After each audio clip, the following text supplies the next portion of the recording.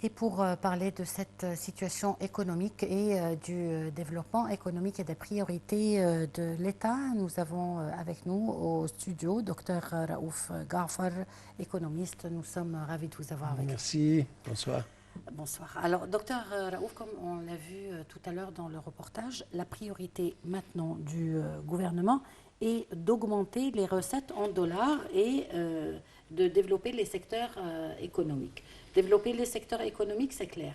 Mais comment va-t-on augmenter les recettes en dollars?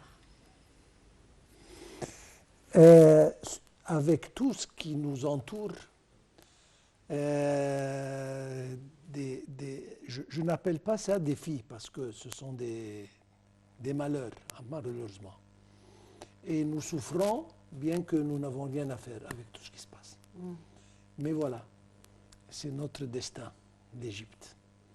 Et il y a les recettes, je veux dire, précis un peu, et qui prennent un temps, voilà, un peu court. Et puis il y a des autres recettes qui prennent pas mal de temps. Je pense que l'augmentation de nos exportations, d'une manière ou d'une autre, on va viser un grand pourcentage de nos produits qui peuvent être exportés à l'exportation. Peut-être il y aura un petit manque dans le marché local, mais c'est mieux d'exporter et d'avoir des dollars que de les garder ici. Certainement, ce ne sont pas les produits stratégiques. Je parle des légumes, je parle de fruits, etc. Et espérons que les expatriés, les Égyptiens qui vivent à l'extérieur, changent un peu disons, leur mode et recommencent à transférer leur salaire, etc., leur revenu en Égypte, peut-être en leur offrant un peu de, je ne sais pas, incentive, etc., d'un côté. De l'autre part, c'est de encourager un peu le tourisme en donnant des offres, etc. Surtout que toute la région n'est pas tellement agréable, malheureusement. Je pense que ça, ce sont les solutions à court terme. Certainement, il y a la direction maintenant que prend le gouvernement d'essayer de vendre une partie des atouts, de l'État. exactement, et, de façon à ce que nous introduisons des capitaux extérieurs frais. Mais encore, ça va prendre un tout petit peu de temps. En principe, ça, ce sont les recettes qui sont un peu rapides. Tout en espérant que la situation régionale devient un peu meilleure, de façon à ce que le canal de Suez reprend. Et voilà, ça c'est à mon opinion ce qu'on peut faire à court terme. Et en parallèle, certainement, on doit augmenter un peu notre production industrielle particulièrement, qui est visée vers l'exportation, et essayer de diminuer un peu la facture d'importation, surtout dans les produits qui ne sont pas si essentiels et si nécessaires. Si je reprends ce que vous avez dit, vous avez parlé de 3 domaines importants, les transferts des Égyptiens à l'étranger, le canal de Suez et le tourisme. Oui. Bon, le tourisme, on comprend qu'à cause de la situation dans la région, c'est sûr qu'on ne peut rien faire. Oui. Mais concernant les transferts des Égyptiens à l'étranger, qu'est-ce qu'on peut faire? Vous avez parlé de donner des atouts. Quel genre d'atouts? Il y a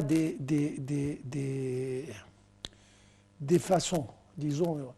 Maintenant, on remarque que ça diminue, le taux de transfert de l'extérieur ça diminue.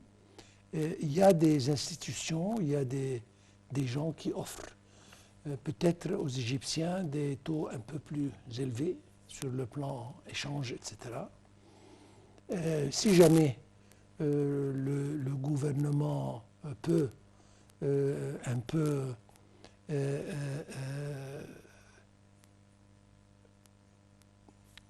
je ne veux pas dire faire la même chose, mais au moins essayer de trouver une façon à ce qu'il élève un tout petit peu le taux de transfert, surtout pour les Égyptiens qui vivent à l'étranger.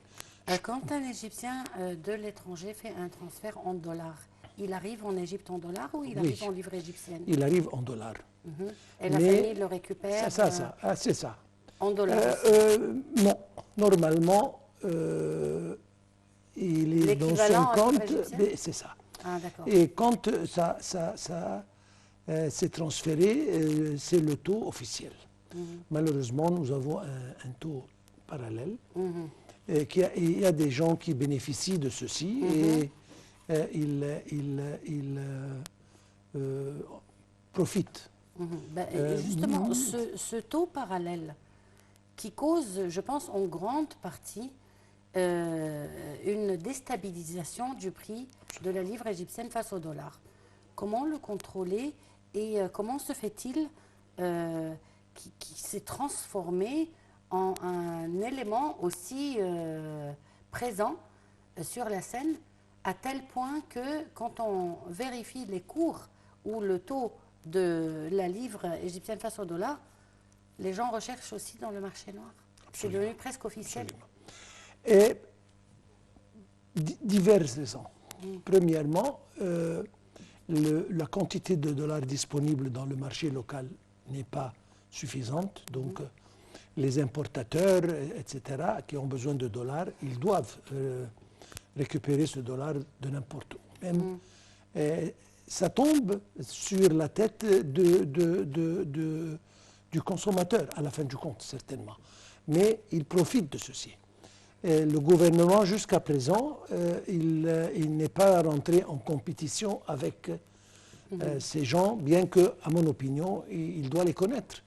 Et donc, ça, c'est une manière. Les banques égyptiennes existent à l'extérieur. Il y a beaucoup de branches dans des pays arabes, surtout dans les pays arabes. Oui. Et donc, ils peuvent un peu essayer d'attirer les travailleurs égyptiens à l'étranger en leur offrant peut-être un taux un peu plus élevé, etc.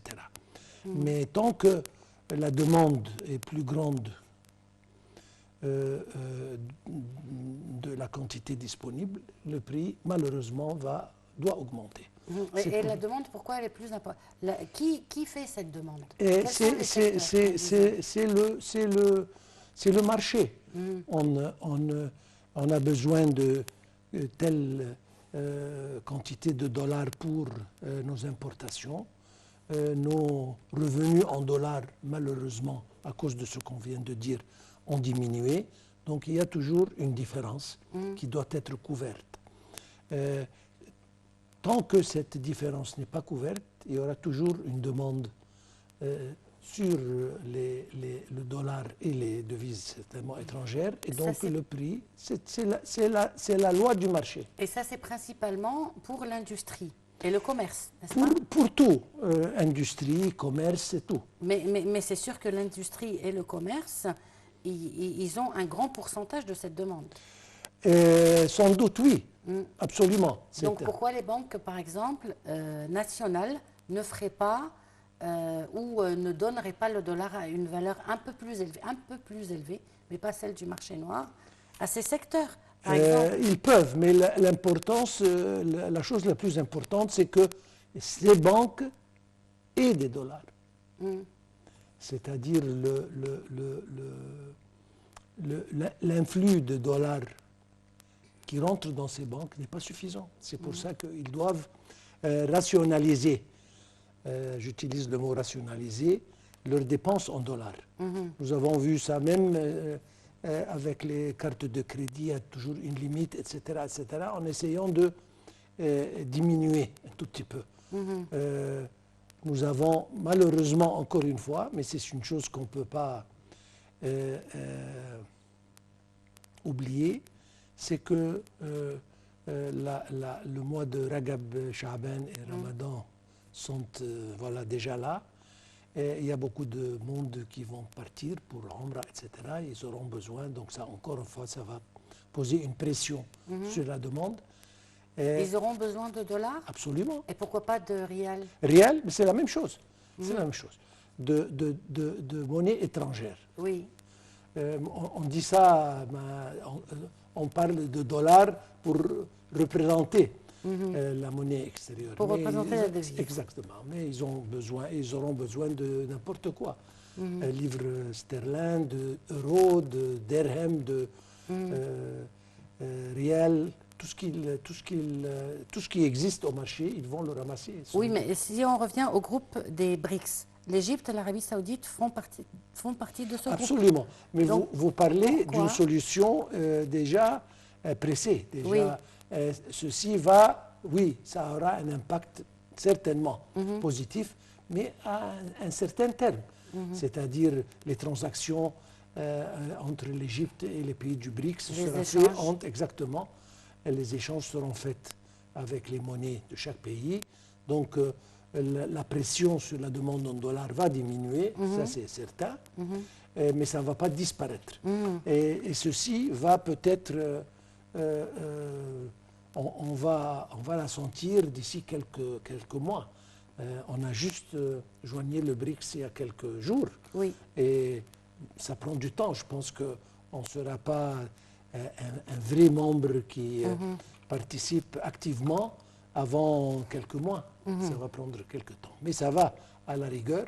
Et à un certain moment, je pense quelques mois, nous allons sentir que cette différence va un peu diminuer.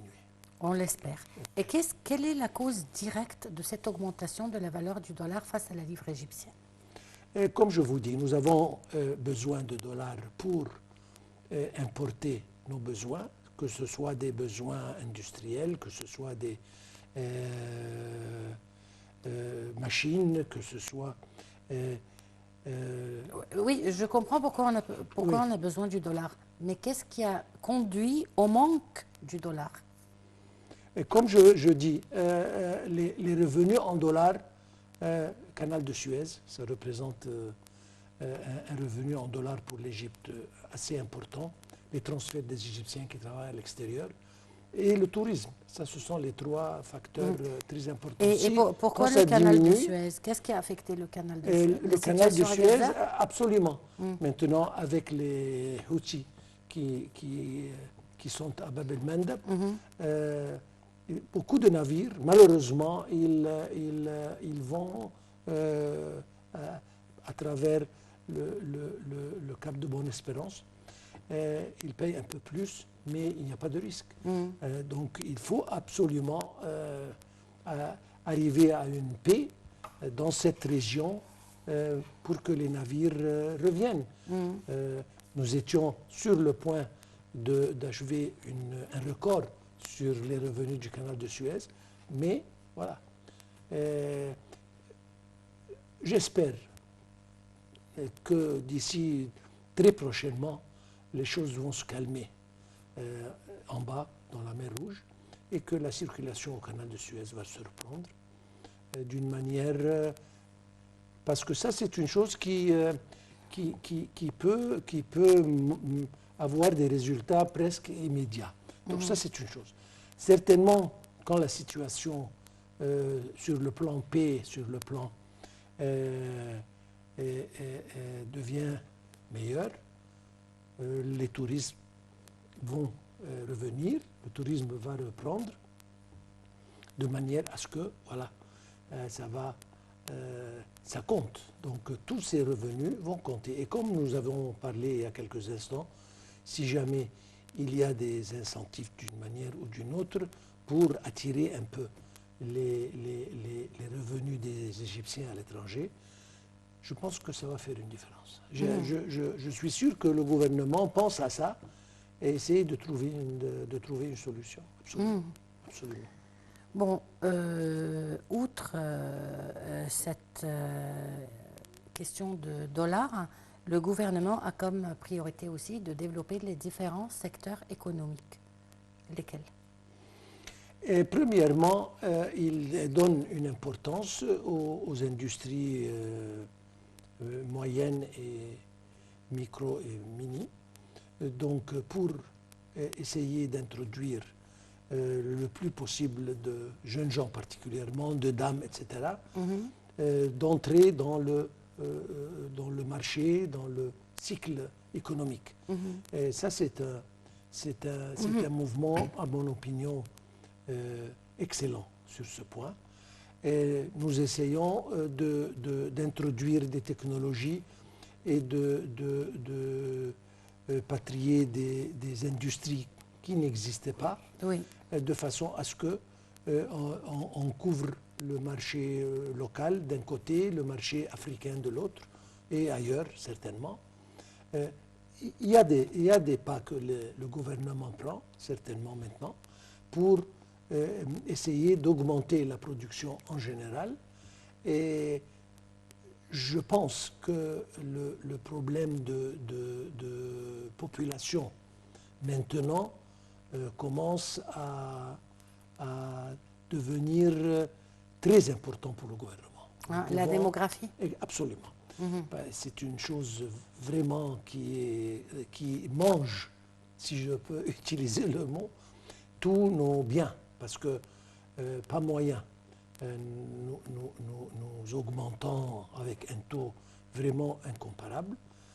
Je pense que nous sommes le second plus haut taux dans la planète, ce qui n'est pas bien, surtout que nos ressources sont limitées, disons. Alors ça, c'est un problème qui doit être vraiment confronté avec beaucoup de sévérité, si je peux dire. Oui, mais sévérité, qu'est-ce que vous pouvez faire? Il y a beaucoup de... Ce n'est pas à moi de suggérer, mais si je peux dire, on peut, par exemple... Je veux dire les États qui sont parvenus à trouver des moyens pour contrôler la démographie. Quelles sont les mesures qu'ils ont prises? Et certainement, nous avons un grand obstacle, c'est la religion, malheureusement. Mais, c'est-à-dire, on peut faire des législations de manière à ce que le second enfant ou le troisième ne jouit pas, par exemple, de subsides sur le plan huile et sucre, etc. Ce sont les choses qui sont sur le carnet d'approvisionnement. D'un côté, peut-être le service médical, l'assurance médicale ne couvre pas le deuxième ou le troisième enfant, de façon à ce que le monsieur et la dame, ils doivent penser 2-3 fois avant d'avoir beaucoup d'enfants. Mais le problème, c'est que pour ces familles, ces enfants sont des sources de revenus. Pour beaucoup de familles. Absolument. Nous allons rentrer dans un autre chemin, éducation. C'est trop complexe. Exactement. L'instruction, la démographie est liée, comme vous l'avez dit, à deux choses, la religion et l'instruction. C'est ça. Et donc il nous faut encore des années et des années et des années une pour génération instruire, au moins. Exactement, pour instruire ces générations, leur offrir des bénéfices, comme vous avez dit, pour avoir cette logique de pensée. C'est ça. Mais pour le moment, c'est très difficile de le faire. Absolument, très très difficile. C'est pour ça que vraiment on a pitié. Nos dirigeants sont vraiment sous une pression terrible. Nous prions que Dieu comment dire, éclaircit leur vision pour relever ces défis. Absolument. Mais dans certains pays, dont l'Asie, ils ont profité justement de cette population pour les petites et moyennes et micro-entreprises. Oui. Donc ça peut être une source. On vient de dire ceci il y a quelques Exactement, instants. ça peut être une source de revenus, mais comment? Voilà. encore une fois, malheureusement, nous vivons sur 6%, 7% de notre superficie. Voilà, il y a des efforts colossaux pour essayer d'augmenter un peu ceci. Ça encore, c'est un défi terrible. Espérons bien qu'avec les nouvelles villes qui se construisent avec la bonification, etc., on augmente un peu ceci de façon à ce que la densité de la population est dispersée un tout petit peu et on peut, par conséquent, avoir des résultats beaucoup plus positifs quand, justement, voilà. Déjà, la vie décente a fait beaucoup de choses Exactement. dans cette direction, mais voilà, sur une plus grande superficie, je pense que le bénéfice sera beaucoup plus. Bon. Et concernant les énergies, où en est-on avec les énergies? Je pense que nous avons fait un pas colossal, un pas géant sur ce plan. Si on regarde, disons, passé, on n'avait même pas d'électricité, maintenant on a du surplus. Le gaz, voilà, ça aide d'un côté. Nous nous dirigeons maintenant vers... Nous avons d'ailleurs un cadeau, c'est le soleil. Nous avons un soleil 360 jours par année qui peut être utilisé pour la production certainement d'une énergie. Nous avons le vent. Et très chaud en hiver, surtout cet hiver. Absolument. Maintenant, on n'a même pas besoin du soleil direct. Oui. On a besoin simplement de la lumière. Mais en principe, nous avons ça. Et puis maintenant, on s'est dirigé vers les choses encore plus, pas compliquées, mais meilleures sur le plan énergie propre, etc. Hydrogène. Nous avons tout ce qu'il faut pour aller dans ce marché. Et je veux dire que l'énergie, c'est une marchandise. C'est-à-dire, si on a un peu plus d'énergie, on exporte cette énergie comme si on exportait n'importe quel autre produit. Donc, il faut en profiter de ceci. Certains citoyens ont commencé à profiter justement de l'énergie solaire dans leur demeure, qu'ils utilisent et que des fois, le surplus, ils le revendent à l'État. Oui, oui, il y a on met un compteur spécial qui compte la consommation des deux côtés. Et puis, il y a toujours le calcul. Et si jamais on doit au gouvernement de l'argent, on lui paye. Et de l'autre côté, si jamais le gouvernement nous doit, on consomme sans payer. Et pourquoi cela n'a pas été appliqué au secteur public? Franchement, je ne sais pas. Peut-être parce que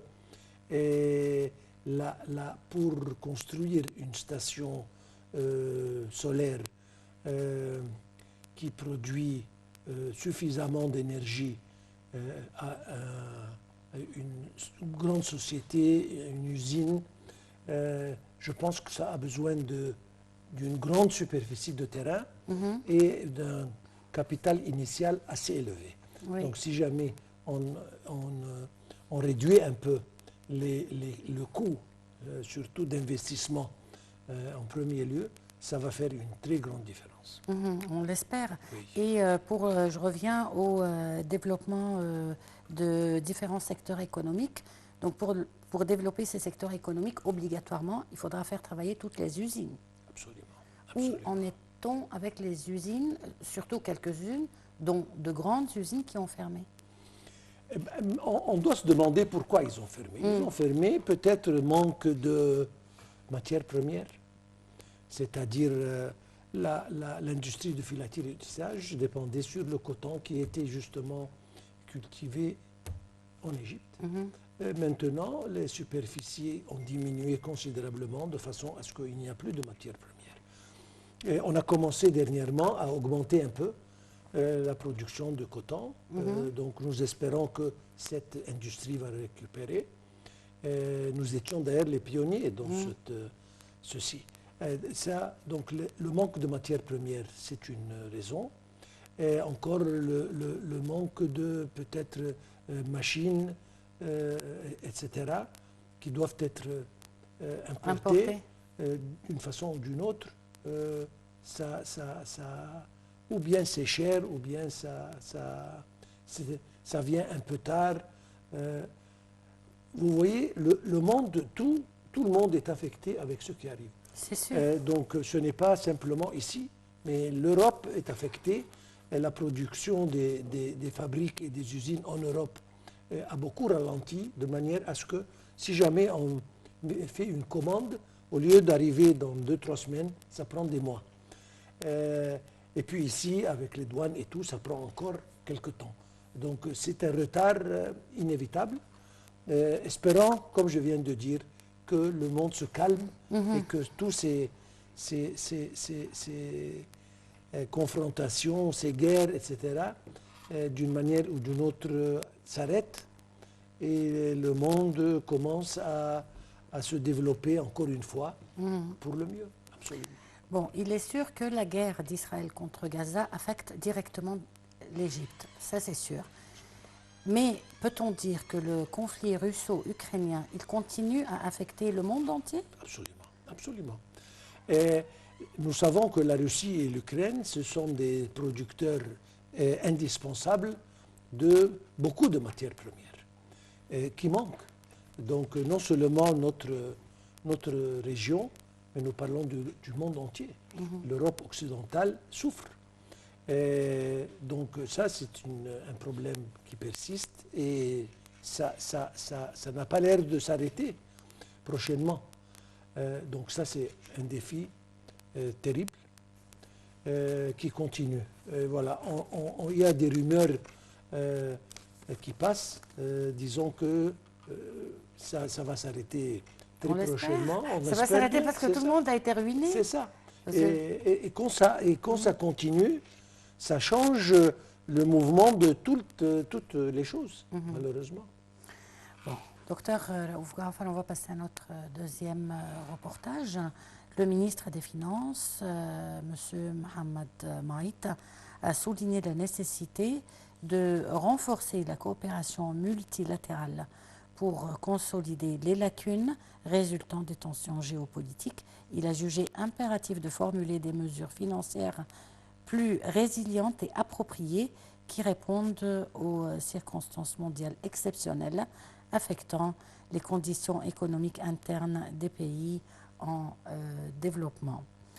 Monsieur Maït a affirmé que l'Égypte déployait de grands efforts pour contenir ces chocs et pour limiter leurs effets autant que possible. Un reportage.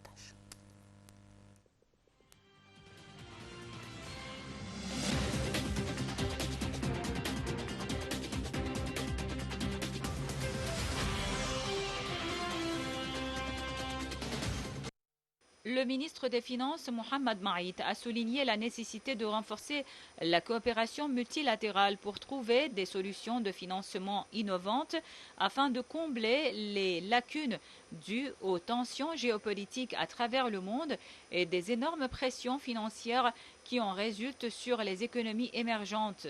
Lors d'un colloque organisé par le Fonds monétaire international au Caire, M. Maït a jugé impératif de formuler des mesures financières plus résilientes et appropriées qui répondent aux circonstances mondiales exceptionnelles affectant les conditions économiques internes des pays en développement. Il a affirmé que l'Égypte déployait de grands efforts pour contenir ces chocs et limiter leur effet autant que possible. Le ministre des Finances a indiqué que le gouvernement avait approfondi le rôle du secteur privé dans le développement économique, vu qu'il constitue un pilier fondamental pour parvenir à une croissance globale et durable, maintenir la stabilité macroéconomique, promouvoir la production et créer davantage d'opportunités d'emploi. Le ministre des Finances a précisé que le programme d'IPO constituait un puissant coup de pouce aux efforts visant à autonomiser le secteur privé et que le volume des souscriptions a totalisé 3,5 milliards de dollars. Il a rappelé que le nombre des bénéficiaires du programme Haya Karima ou Solidarité et Dignité avait augmenté pour couvrir 5,2 millions de familles et que les allocations mensuelles qui leur sont accordées avaient atteint environ 25% en plus d'une hausse des pensions de 15%.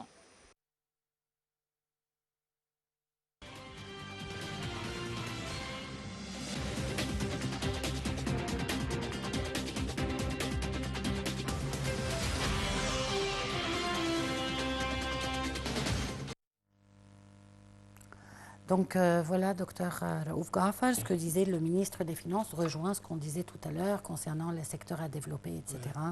Et essayer de développer le secteur économique. Concernant le budget de l'État maintenant, qui devrait être augmenté, comment le ministre des Finances va faire?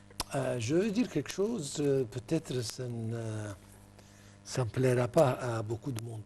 Et nous avons malheureusement une grande partie de notre économie qui ne compte pas dans l'économie de l'État. On appelle ça économie grise. Oui, oui.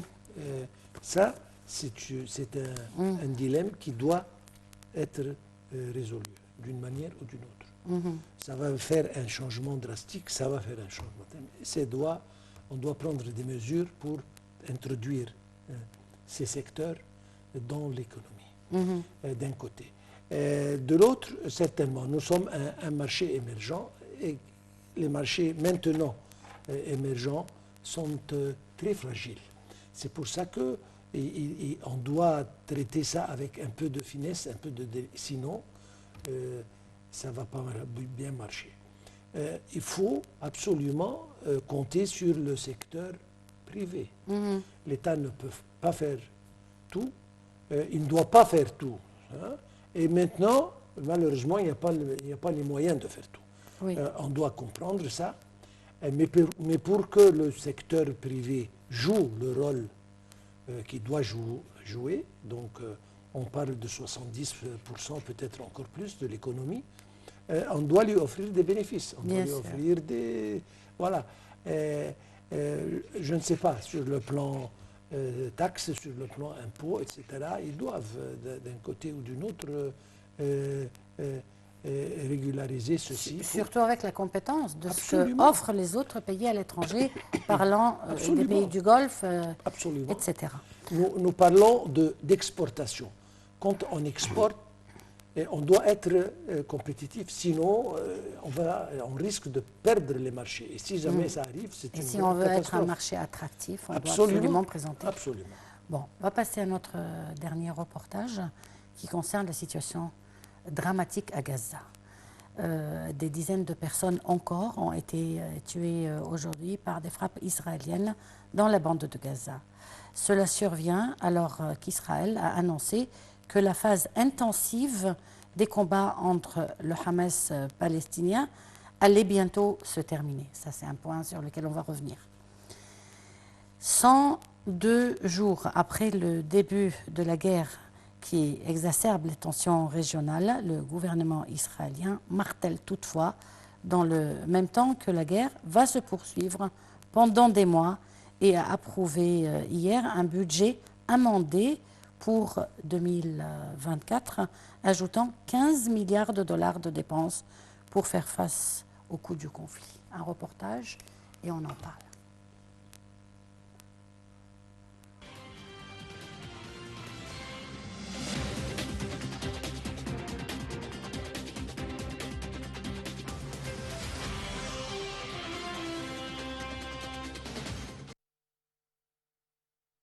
Au cours de la nuit, l'armée israélienne a bombardé le secteur de Khan Younes, la grande ville du sud de Gaza, épicentre des combats au sol et des raids aériens depuis qu'elle a annoncé le 6 janvier le démantèlement de la structure militaire du mouvement de résistance palestinienne Hamas dans le nord du territoire. La guerre a été déclenchée par une attaque sans précédent du Hamas le 7 octobre dans le sud d'Israël. En représailles, Israël a juré d'anéantir le Hamas au pouvoir à Gaza depuis 2007. Dans la bande de Gaza, 24 100 personnes ont été tuées par les bombardements et les opérations militaires israéliennes, en grande majorité des femmes, enfants et adolescents, soit 1% de la population du petit territoire, selon le ministère de la Santé du Hamas. Au début de la guerre, nous avons clairement dit que l'étape intensive des opérations durerait approximativement 3 mois, a déclaré lundi soir le ministre israélien de la Défense Yoav Gallant. Dans le nord de Gaza, cette phase touche à sa fin. Dans le sud, où des centaines de milliers de Gazaouis ont afflué à la demande d'Israël quand les combats faisaient rage dans le nord, nous allons y parvenir et cela se terminera bientôt, a ajouté M. Gallant. L'armée israélienne a annoncé qu'une de ses 4 divisions engagées depuis le début de l'offensive terrestre, le 27 octobre, s'était retirée de Gaza lundi soir. Le gouvernement israélien martèle toutefois dans le même temps que la guerre va se poursuivre pendant des mois et a approuvé lundi un budget amendé pour 2024, ajoutant 15 milliards de dollars de dépenses pour faire face au coût du conflit. Selon le bureau de presse du Hamas, les frappes israéliennes sur l'ensemble du petit territoire surpeuplé et assiégé ont fait 78 morts et de nombreux blessés dans la soirée et la nuit. Le Hamas a fait état lundi de la mort de 2 otages israéliens. Selon la branche armée du Hamas, ils ont été tués dans des bombardements sionistes. Le secrétaire général de l'ONU, Antonio Guterres, a pour sa part lancé un nouvel appel à un cessez-le-feu humanitaire immédiat, nécessaire selon lui pour assurer une aide humanitaire à la hauteur et faciliter la libération des otages. Selon lui, rien ne peut justifier la punition collective infligée au peuple palestinien. En effet, dans la bande de Gaza, les habitants manquent de tout et sont contraints pour 1,9 million d'entre eux, selon l'ONU, à fuir leur foyer. Ils sont désormais exposés au froid qui s'est abattu sur la région. L'UNICEF, le Programme alimentaire mondial et l'Organisation mondiale de la santé ont mis en garde lundi contre un risque de famine et d'épidémie de maladies mortelles. La guerre exacerbe aussi les tensions régionales à la frontière israélo-libanaise où les échanges de tirs entre le Hezbollah et les forces israéliennes sont quotidiens. L'armée israélienne a annoncé la nuit de nouveaux raids aériens contre des positions du Hezbollah.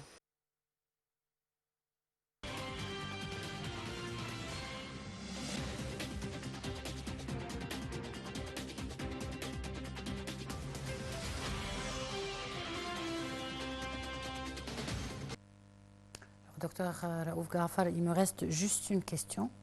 Alors ma dernière question serait, quelle est la source de financement de cette guerre d'Israël contre Gaza? L'Amérique, sans aucun doute. Ils comptent sur l'Amérique pour tous leurs échecs, toutes leurs dépenses. Ils prennent des armes, de l'argent, de tout. L'économie israélienne, ça tombe. Et M. Netanyahou, il ne pense qu'à lui-même, à son avenir politique, qui va se terminer une fois que cette guerre se termine. Et c'est pour ça qu'il ne pense qu'à lui-même. Et il est en débat avec son gouvernement, un gouvernement qui tient à peine. Et l'opposition israélienne encore devient de plus en plus forte, mais lui, il est complètement sourd-muet et il ne voit que son avenir. Et ça, c'est une catastrophe pour la région et pour Israël elle-même. De toute façon, lui, il a affirmé, mais dans un autre sens, que la phase difficile se terminait. Moi, je pense que la fin de ce conflit va certainement approcher parce qu'il ne peut pas se poursuivre. Absolument. Et puis, il se répète. Je suis sur le point de je ne sais pas quoi faire. D'ici quelques jours, nous allons terminer. Mais c'est un échec, un grand échec pour lui. Et il n'arrive pas à se reprendre. C'est pour ça qu'il dit, il parle à tort et à travers, simplement pour essayer de sauver son futur, qui ne va pas être sauvé, unfortunately. En attendant cette victoire ou ce sauvetage pour la population de Gaza, toutes nos prières sont pour vous. On arrive à la fin de cette édition de Direct. Docteur Raouf Ghafar, merci d'avoir été parmi nous. Et donc on se retrouve demain à la même heure avec une nouvelle édition de Direct et un nouveau collègue.